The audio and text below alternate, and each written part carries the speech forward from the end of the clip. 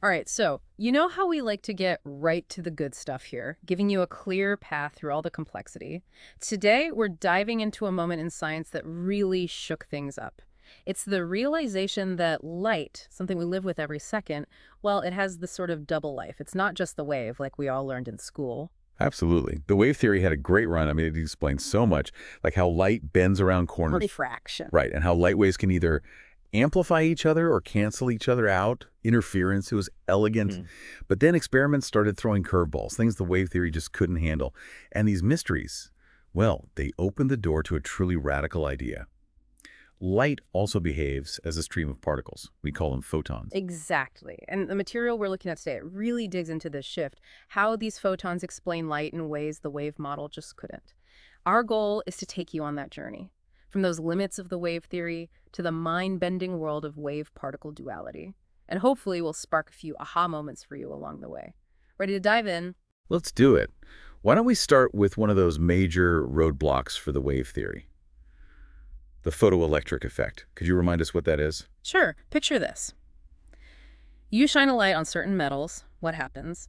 Electrons get knocked loose from the surface. It's like light's kicking these tiny particles right off. Seems simple, right? But the details are where it gets really interesting. Very interesting, yes. Those experiments showed some strange things. Behavior that just didn't fit if light was only a wave. What were some of the things that surprised scientists? Well, the first big puzzle was this idea of a threshold frequency. Think of it like a specific musical note. If the light hitting the metal was below this frequency, no electrons got emitted, no matter how bright the light was. Like you could crank up the intensity, make it super bright, but if it didn't hit that minimum frequency, nothing. That's a big clue right there.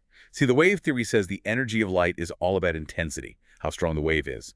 So a really intense wave should have tons of energy, enough to shake those electrons loose, regardless of its frequency, right? But this threshold effect showed that frequency was the key, not just power. What else didn't line up with the wave theory? Well, there was how the ejected electrons behaved. Their kinetic energy, meaning how fast they were flying off, it depended on the frequency of the light, not the brightness. So a dim light with a high frequency would actually produce faster electrons than a really bright light with a low frequency, as long as it was above that threshold. Almost like the color of the light determined how hard the electrons were kicked, not just how many kicks they were getting. Precisely. If light were just a wave, a brighter light should deliver more energy to those electrons. They'd zip off with more kinetic energy. But the experiments showed that it was the frequency that dictated the energy of each electron. And there was one more crucial piece to this puzzle. Oh yeah, the timing, or actually the lack of any delay. As soon as you shone light above that threshold frequency, electrons popped off almost instantly, even with super dim light. No noticeable lag. Now, if each electron had to gradually absorb energy from a continuous wave to break free, you'd expect a delay, right? Especially with weak light. So we have these three big problems: a threshold frequency, electron energy tied to frequency, and instant emission. These were cracks in the wave theory's foundation.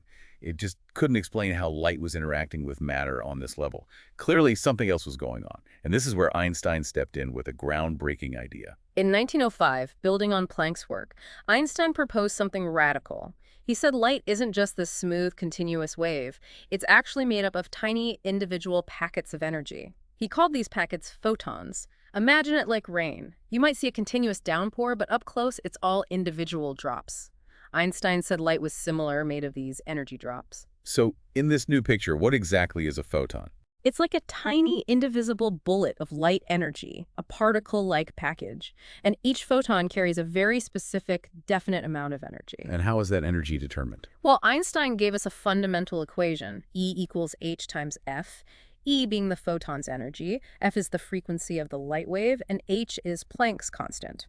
This super important number connects energy and frequency in the quantum world. You can also express this equation in terms of wavelength. That's lambda, right? Since the speed of light, c is related to frequency and wavelength, so you get E equals h times c divided by lambda. What's cool is this equation links a wave property, the frequency or wavelength, to a particle property, the energy. That link is key to understanding this duality. So using this photon model, how does the photoelectric effect actually work? Imagine light shining on a material as a stream of these photon bullets hitting the surface. A single electron can absorb all the energy of a single photon. Now, every material has something called a work function. It's often represented by the Greek letter phi, or sometimes just F. It's the minimum energy an electron needs to escape the surface. So if the photon's energy, HF, is greater than this work function, the electron can absorb that energy and be ejected. Like the photon gives it enough of a kick to break free. What happens to any extra energy the photon might have, beyond what's needed to overcome the work function? That extra energy becomes the electron's kinetic energy, how fast it's moving. We can express this as Kmax equals HF minus phi. The max is because some electrons might lose a little energy as they escape through collisions or other interactions. So this equation gives us the maximum kinetic energy an ejected electron can have. Now, how does the photon model explain those three puzzling observations we talked about? Okay, let's break it down. First, the threshold frequency. It makes total sense now. There's a minimum frequency, F naught, which is equal to phi divided by h. Below this, the energy of a single photon just isn't enough to overcome the work function, no matter how many photons there are, no matter how intense the light. It's like trying to break a lock with a light tap. It won't open unless you use enough force in a single hit. Then, the kinetic energy of the electrons depends on the frequency, because the energy of each photon depends on the frequency. A higher frequency photon carries more energy, so when an electron absorbs it, it gets a bigger kick and flies off with more kinetic energy. And finally, no time delay. That's because a single electron absorbs the photon's entire energy all at once, like a direct hit. It doesn't need to sit and slowly accumulate energy from a continuous wave over time. It's a beautifully elegant explanation, isn't it? Yeah. We also mentioned stopping potential, V naught. How does that fit into this picture? Right. The stopping potential is the voltage you need to apply to stop those emitted electrons from reaching a detector. The work done by this voltage, EV naught, where E is the electron's charge, is equal to the maximum kinetic energy of the electrons. So we get another important equation. EV naught equals HF minus phi. This equation is super useful because scientists can actually use it to experimentally determine Planck's constant and the work function, phi, for different materials by just measuring the stopping potential at different frequencies. And what about the intensity of the light in this photon model? We know it doesn't affect the maximum kinetic energy of the emitted electrons, so what does it control? In the photon model, intensity is simply the number of photons hitting the surface per second. So more intense light at a frequency above the threshold means more photons raining down. Each photon can only interact with one electron at a time, but with more photons, you get more electrons ejected, leading to a larger photocurrent, a greater flow of electrons. But remember, the energy of each individual photon, HFF, and therefore the maximum kinetic energy of each electron, stays the same as long as the frequency stays the same. So the photon model explains the photoelectric effect really well. But this idea of light as particles doesn't stop there, does it? There are other phenomena that support it. Let's talk about X-ray production. How do photons come into play here? X-rays, they're another form of electromagnetic radiation, just like visible light. But they have way higher frequencies and much shorter wavelengths. They're usually produced when high-speed electrons slam the brakes when they hit a target material. This sudden deceleration causes them to emit electromagnetic radiation, some of which falls into the X-ray part of the spectrum. It's often called Bremsstrahlung, which literally means braking radiation in German. So we've seen how photons can kick electrons around. Now we're seeing how photons themselves can be created by these energetic electrons. How does the photon model explain the spectrum of these X-rays? Specifically, that maximum frequency and minimum wavelength that are observed. Picture an electron losing all its kinetic energy in a single collision with an atom in the target. If this happens, all that lost kinetic energy becomes the energy of a single photon. Now, if the electron was accelerated through potential difference, VAC, its kinetic energy is EVAC, where E is the electron's charge. So the maximum energy that emitted X-ray photon can have is also EVAC. Using E equals HF, this gives us a maximum frequency, F max, where EVAC equals HF max. And because E also equals HC divided by lambda, this corresponds to a minimum wavelength, lambda min, where EVAC equals HC divided by lambda min. So the photon model explains why there's a sharp cutoff, an upper limit to the frequency, and a corresponding lower limit to the wavelength of the emitted X-rays. It's another example of energy being quantized, transferred in these discrete photon packets. It shows how versatile the photon concept is, explaining both how light interacts with matter by being absorbed and how it's emitted. But let's move on to a phenomenon that gives even stronger evidence for the particle nature of light, Compton scattering. What exactly happens in this process? Compton scattering is when you take photons, usually X-rays, and you fire them at electrons. And what happens is they don't just get absorbed or cause photoemission. Instead, they actually bounce off the electrons, almost like billiard balls colliding.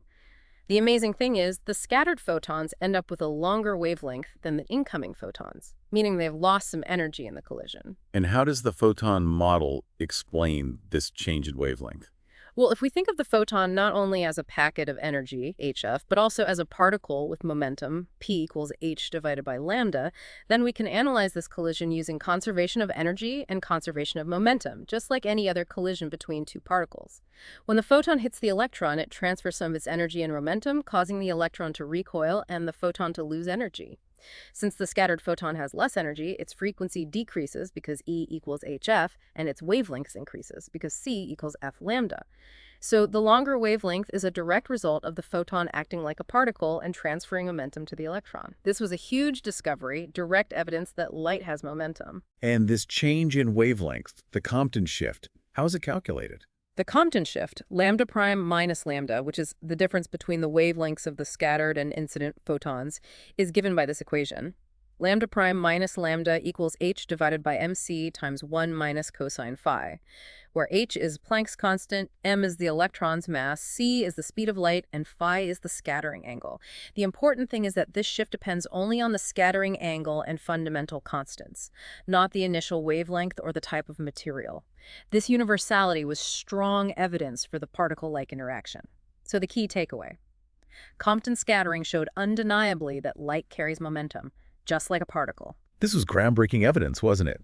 It really solidified the idea that photons aren't just energy packets, but they have momentum and interact with electrons like tiny particles, following the basic laws of physics. It was a huge win for the photon model and really cemented the understanding of light's dual nature. And speaking of light and matter interacting, the material goes into pair production and pair annihilation. Let's start with pair production. What is it? Pair production is a pretty dramatic example of energy turning into matter. A high-energy gamma-ray photon, which is a very high-frequency light wave, can actually disappear under the right conditions. This usually happens when it passes near an atom's nucleus. And in its place, you get an electron and its antiparticle, a positron. Wait, so light, pure energy can just become matter. That's wild. Sounds like science fiction. So what's the catch? Is there a minimum energy for this to happen? Absolutely. Energy has to be conserved, of course. And Einstein's famous equation E equals mc squared comes in play. It tells us that energy and mass are equivalent. The minimum energy the photon needs to create an electron-positron pair is the total rest energy of those two particles. Since their rest masses are the same, the minimum energy needed is E-min equals 2 mC squared, which is about 1.022 million electron volts, or MeV. If the photon has more energy than this, the excess becomes kinetic energy for the electron and positron, making them fly apart. So the big takeaway here is the direct conversion of light energy into mass. That's mind-blowing. And then there's the reverse, pair annihilation. What happens there? Pair annihilation is equally fascinating. When an electron and a positron meet, they can annihilate each other, releasing a burst of energy. Their mass is converted back into energy, usually as 2 photons, sometimes 3. Again, the fundamental principles of conservation of energy and momentum are at work. The photons that are emitted usually have a very specific energy, corresponding to the rest mass energy of the electron and positron.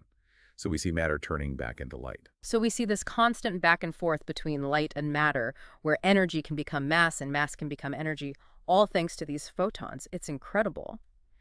Now, with all this evidence for the particle nature of light, how do we reconcile that with the wave nature that explains things like diffraction and interference?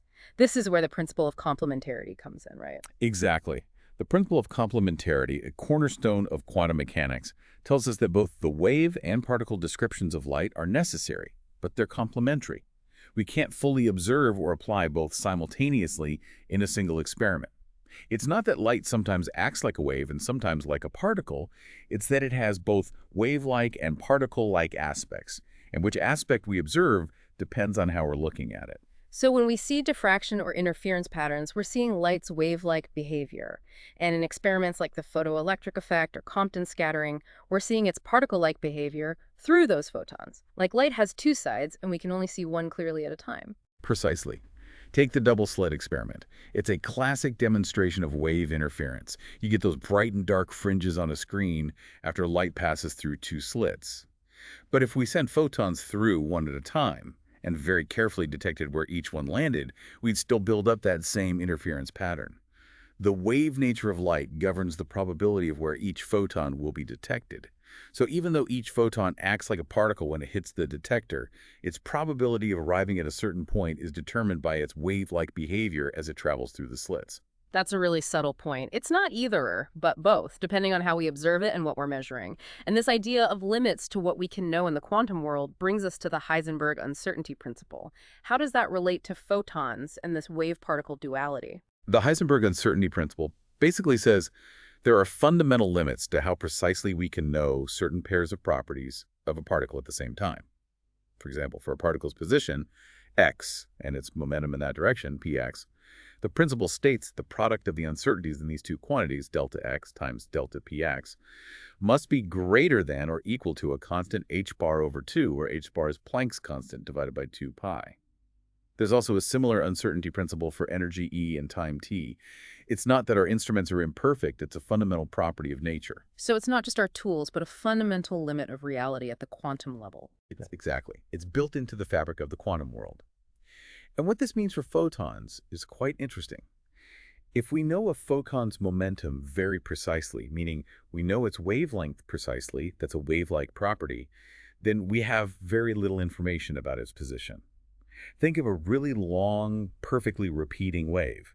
You know its wavelength exactly, but you have no idea where the particle is along that wave. Conversely, if we try to pinpoint a photon's location, creating a localized wave packet like a short burst of a wave, then its momentum, and therefore its wavelength, becomes uncertain. That's because that localized packet is actually made up of a bunch of waves with slightly different momenta. So the more we know about one thing, like momentum, which is particle-like, the less we can know about another like position, which is more wave-like. It all comes back to this duality and the probabilistic nature of quantum mechanics. It makes you realize that there are fundamental limits to what we can know, even with the best tools. Exactly. These uncertainty principles show that at the quantum level, things aren't as clear-cut as in our everyday world. There's inherent uncertainty and probability governing the behavior of light and all quantum things. Okay, let's recap for everyone. We started by looking at how the wave theory of light struggled with things like the photoelectric effect. This led us to Einstein's revolutionary idea of photons, individual packets of light energy. We saw how this photon model elegantly explains the photoelectric effect, how X-rays are produced with their maximum frequency, and how light scatters like a particle in Compton scattering, which showed us photons have momentum. We then explored the incredible conversion of light into matter with pair production, and the reverse, pair annihilation, highlighting the connection between energy and mass. And finally, we talked about the principle of complementarity, which helps us reconcile the wave and particle natures of light, and the Heisenberg uncertainty principle, which reveals the limits of our knowledge at the quantum level. It's been quite a journey, all starting from the realization that light isn't just a wave, it's also a particle. It has been a fascinating journey. And by understanding the photon model and these quantum concepts, you now have a much deeper understanding of light and how it interacts with matter.